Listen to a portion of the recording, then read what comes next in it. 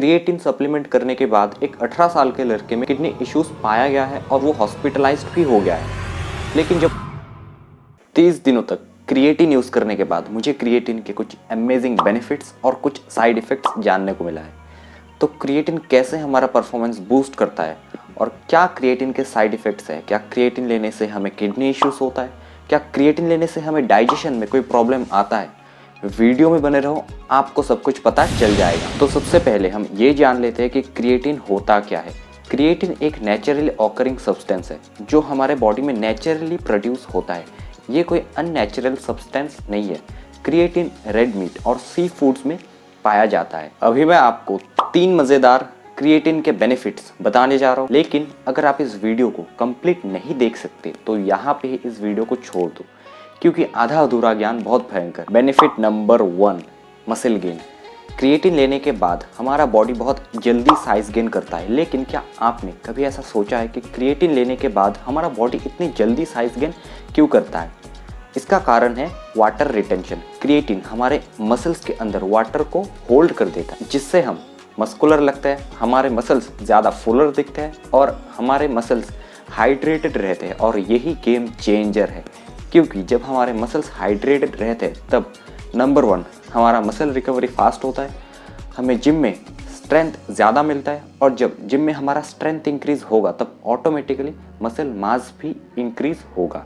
और यही नहीं, रिसर्चेस ये भी इंडिकेट करता है कि क्रिएटिन हमें इंजरी से बचाता है, या फिर हमें अगर कोई इंजरी है भी तो उससे हमें रिकवर करने में हेल्प करता है। Benefit number 2, improves athletic strength. Imagine करो कि आपके मसल्स एक इंजन है और इंजन को स्मूथली रन करने के लिए फ्यूल ज़रूरी है। उसी तरीके से एटीपी हमारे बॉडी में एक फ्यूल की तरह काम करता है जो हमें एनर्जी प्रोवाइड करता रहता है।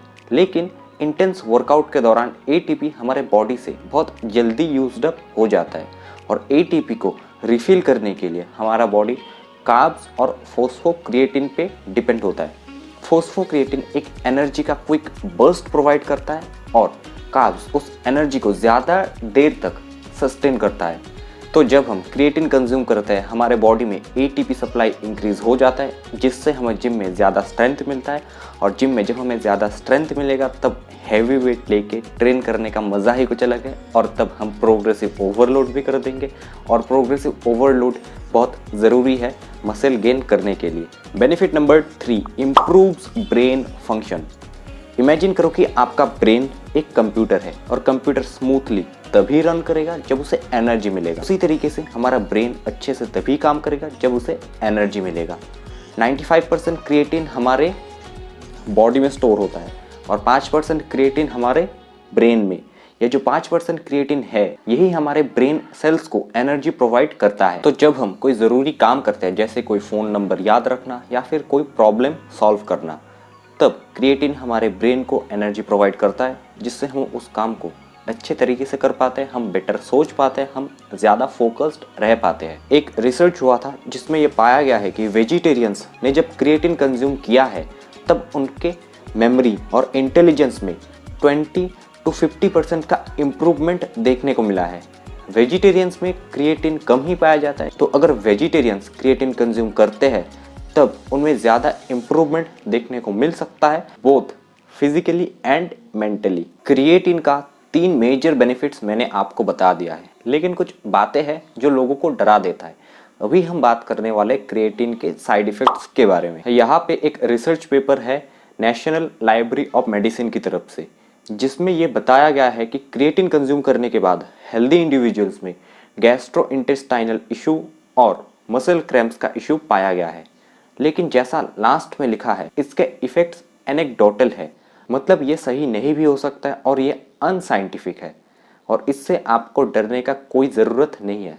बात करो अगर मेरे पर्सनल एक्सपीरियंस के बारे में, अभी रिसेंटली मुझे थोड़ा सा डाइजेशन में प्रॉब्लम आया है क्रिएटिन कंज्यूम करने के बाद, इसीलिए मैंने क्रिएटिन को कुछ दिनों तक स्टॉप रखा है और डाइजेशन में जो भी प्रॉब्लम आया था वो भी ठीक हो गया है। यहाँ पे और एक पेपर है जिसमें ये बताया गया है कि क्रिएटिन सप्लीमेंट करने के बाद एक 18 साल के लड़के में किडनी इश्यूज पाया गया है और वो हॉस्पिटलाइज्ड भी हो गया है।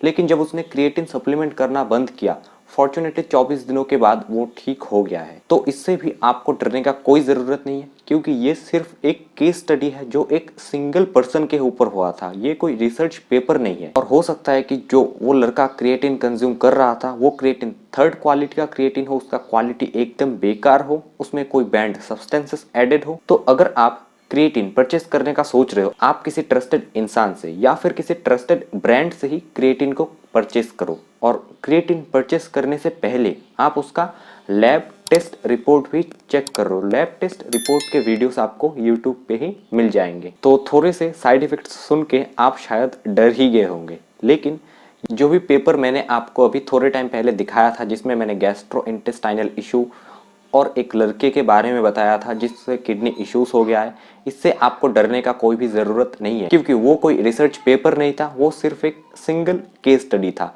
और क्रिएटिन के ऊपर हज़ारों रिसर्च हो चुके हैं। क्रिएटिन मोस्ट सेफेस्ट और मोस्ट रिसर्च सप्लीमेंट है।